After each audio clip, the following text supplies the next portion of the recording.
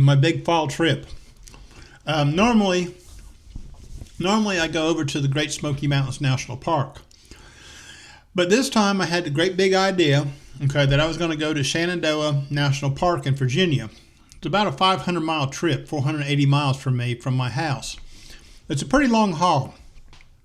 I stayed in the campground up there at Big Meadows Campground. I was previously planning on hauling my camping trailer up there, and I'm glad I didn't, because it would have been a long haul to haul that trailer up there and to run across the disappointments that I ran across in my photography. It has nothing to do with the location. I think it has a lot to do with timing and lack of knowledge of the area or familiarity of the area. And I'm going to explain that in this video. Now, just to go over a few things, like I said, I was going to go to the Big Meadows Campground and stay in my trailer. I decided that I would leave the trailer at home and I would truck camp. Truck camping for me was not supposed to be like 5 or 6 nights. Truck camping, when I started truck camping and car camping, it was just to do like a 1 or 2 night trip. At 68 years old, I really need to give up these long trips that you truck camp, okay?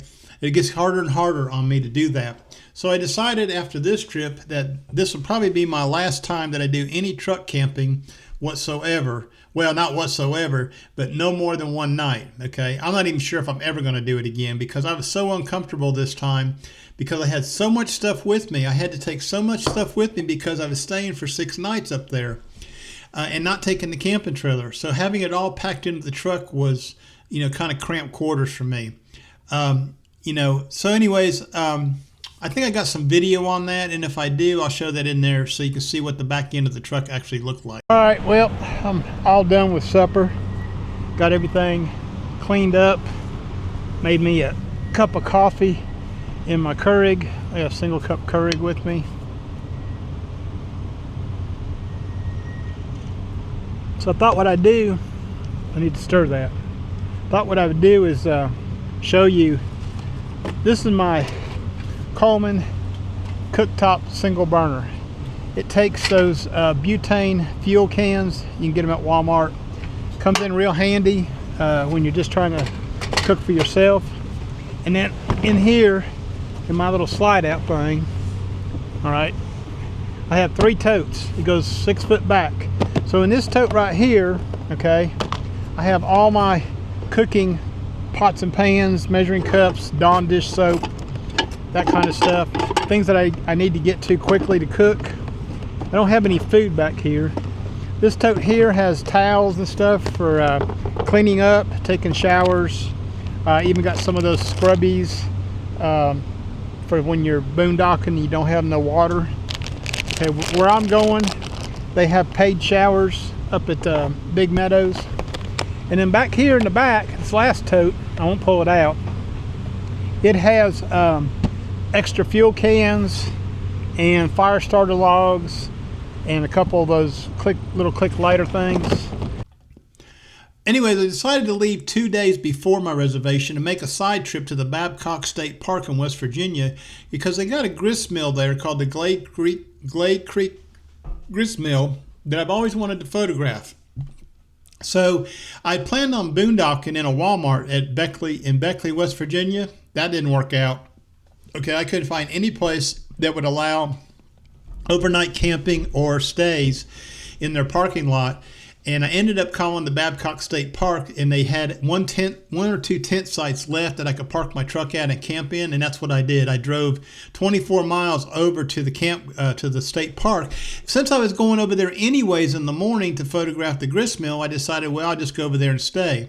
And that kind of worked out. It was a win-win for me. Now, when I got up the next morning to photograph the grist mill and I check out the campground, when I got down there, I did notice that the water flow was kind of low. Colors were pretty good. They weren't too bad. I was able to get some good photographs there.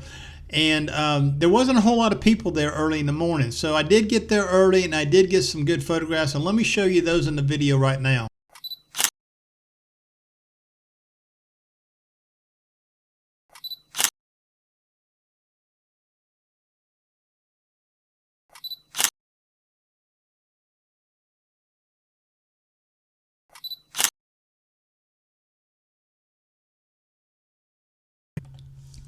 After I got done at Babcock State Park, I drove over to Stanton, Virginia, which is at the bottom, almost the bottom of Skyline Drive. Since Big Meadows Campground is on Skyline Drive, I was going to get on there in the morning, Sunday morning, and drive up to the campground.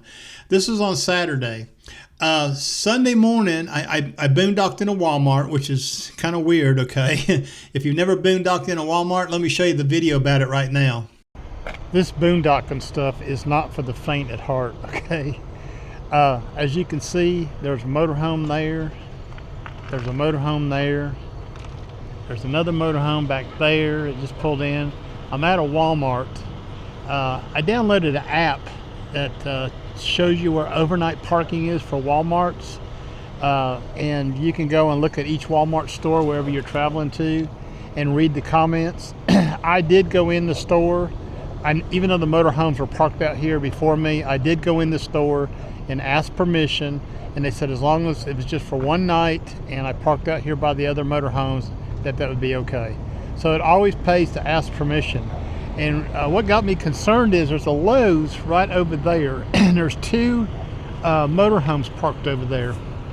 Well, I was going to go park over there, but when I drove by I went by one side, there's a camper there, and I went up by one side, and when I came back around, there was a yellow tag hanging on his door, zip tied, and it said that overnight parking was not allowed, and they had till October 31st to move their vehicle.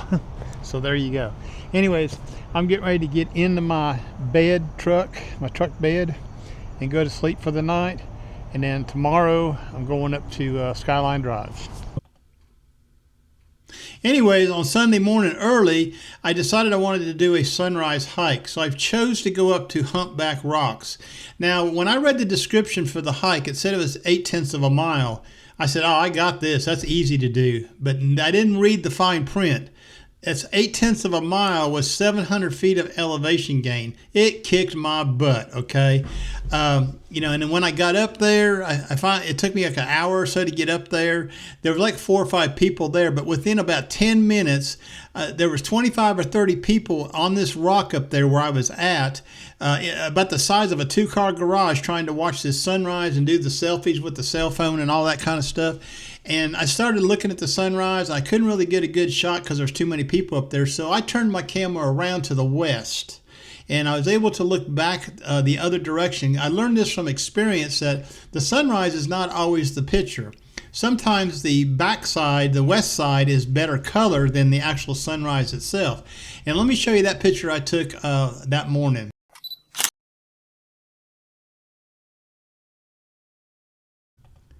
Now, that was the only photograph composition that I got that was worth beans, okay? And ask me if the hike was worth it. No, it was not, okay? That hike kicked my butt. Anyways, I left there, went and had me a little breakfast at the visitor center there at Humpback Rocks, and I got on Skyline Drive and headed for the Big Meadows campground where I checked. Well, it's Sunday morning, and I spent the night at Walmart. That was an adventure. If you've never boondocked before, it's a little intimidating the first time. Anyways, it was a little noisy till about, I don't know, 11 o'clock, and then it got real quiet after that. But I got up early this morning before sunrise and decided that I'd go try to do a hike up to Humpback Rocks. Now, I did read the trail description, and it did say it was 0.8 of a mile with 700 feet of elevation gain. Well, let me tell you something. In the dark, that's a lot. And I thought I would have the place to myself. Boy, was I wrong. Now, my hopes for stellar landscape photography, waterfall photography, and maybe some wildlife photography were slowly diminishing, okay? I was slowly losing confidence in this trip. You know, initially, when you get on Skyline Drive and you come to the first overlook and you get to overlook the valley and what have you, ooh and ah and all that. But every single overlook starts looking like the other overlook you just passed, okay? So for me, from landscape perspective, you know, if you've taken a photograph of one overlook, you've taken a photograph of all the overlooks, okay? There's no need to keep taking pictures at every overlook, not unless there's something specific Like in this picture I'm about to show you I can't remember the name of the overlook. It was I can't remember what it was now, but there was a tree in the foreground that kind of anchored the scene, and I took the photograph. So here it is right now.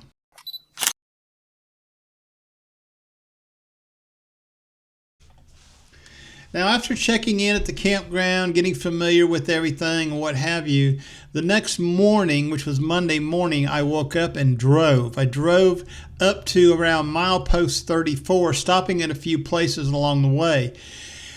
I was looking for a specific place that Herb had told me about, and it had a bunch of ferns in it and what have you. I never did find that place.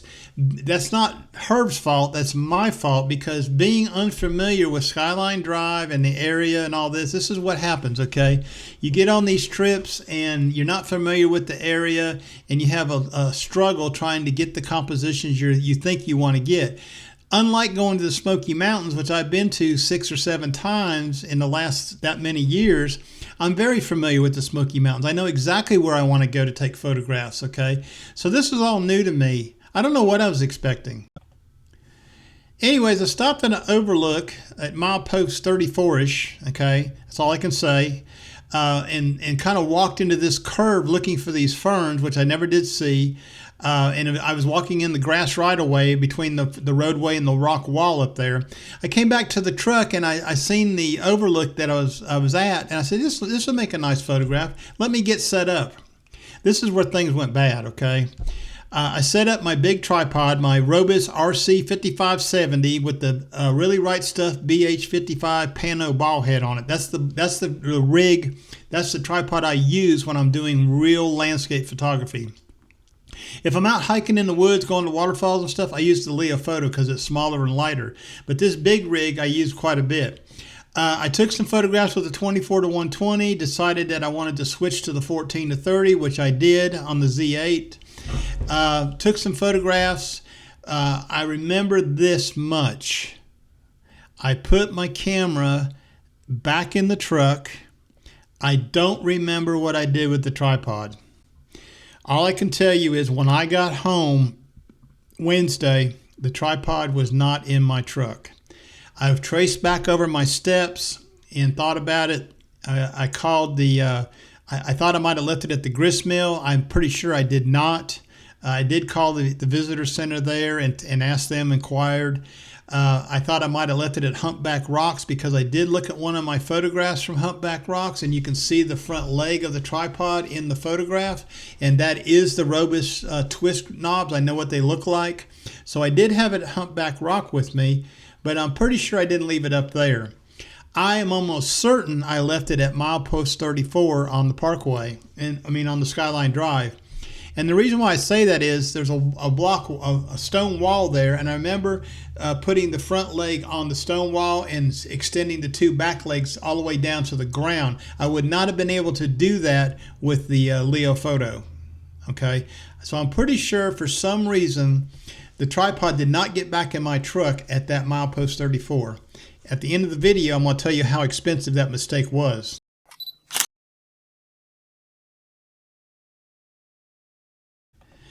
Anyways, I really didn't realize anything was wrong at that point. I came back and did some hiking at Limberlost, and then I went over into the meadows across from Big Meadow looking for wildlife. When I couldn't find the landscape photography stuff that I was looking for, and I looked hard, okay, I decided to concentrate on wildlife. Well, I've got some video and some photographs. I was hoping for a big deer. I never did see a big buck. I was over there 2 times, walked about 15 miles total, okay, between 2 different days, and never did see any big bucks or bear or anything else. I just seen these little deer, and they all seem to be really tame. I had one little buck. I thought he was going to come in right at me, okay, walk right up to me and let me pet him. Right on the other side of this tree, right there. You see it? They're so close. They don't seem to be concerned that I'm here.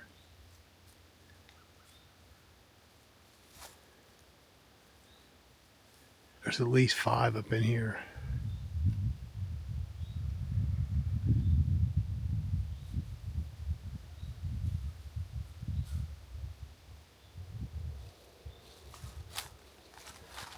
mean, I'm only 25 feet away from this one right here. They know I'm here. They've all seen me. I'm just standing real still. There's one right over there between them trees. There's two over there. I was hoping to see a big buck. It's right there. Right there.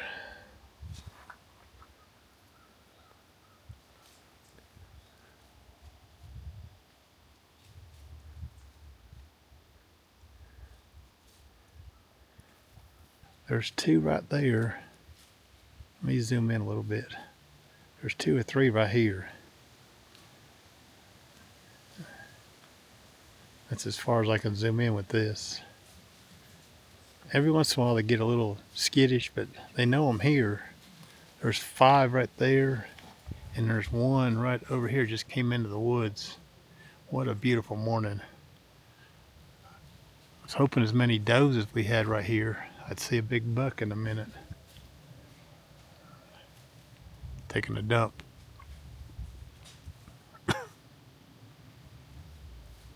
Totally amazing. Anyways, being dry, no water for the waterfalls, limited wildlife sightings. It rained Sunday. It rained on Tuesday. It was breezy as all get out, windy. I became very discouraged. Okay, that's all I can tell you.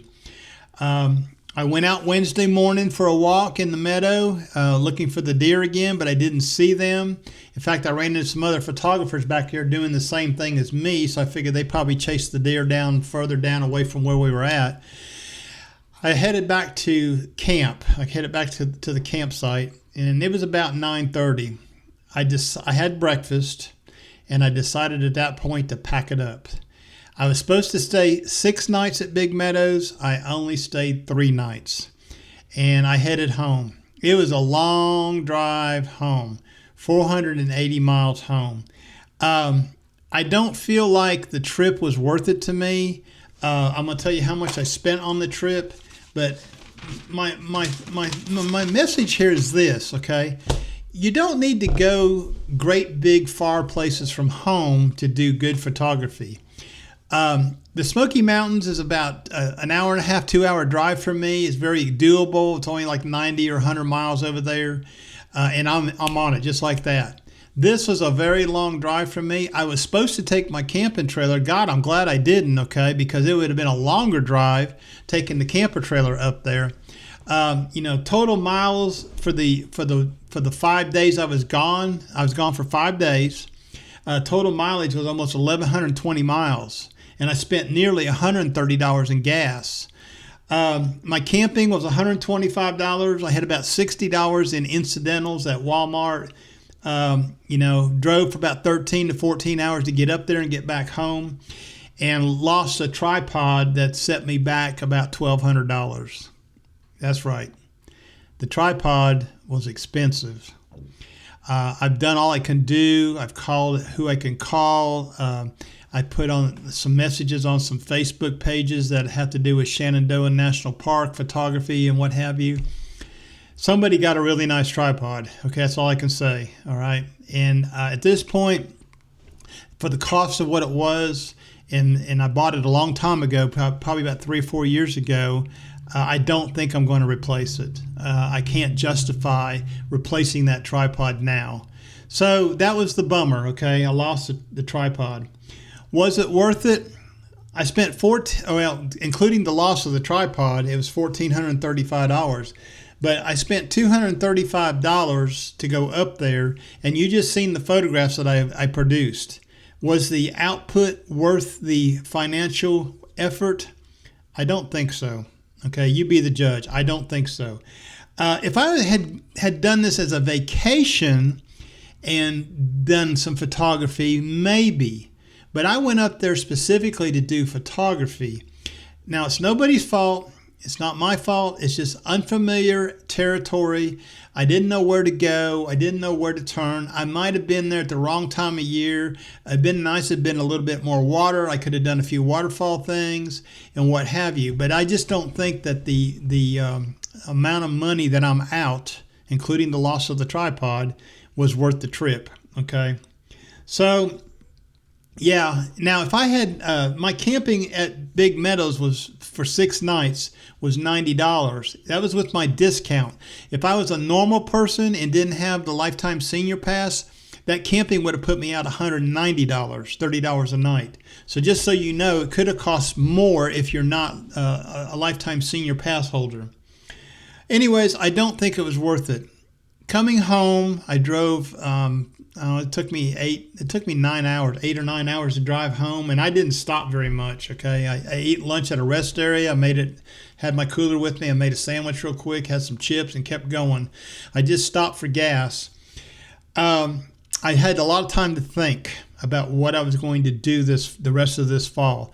Now, those of you that are on this channel, longtime members, know that I was planning another trip in November to Cades Cove, and then a big trip, a 10-day trip to Florida at the end of the year to do bird photography.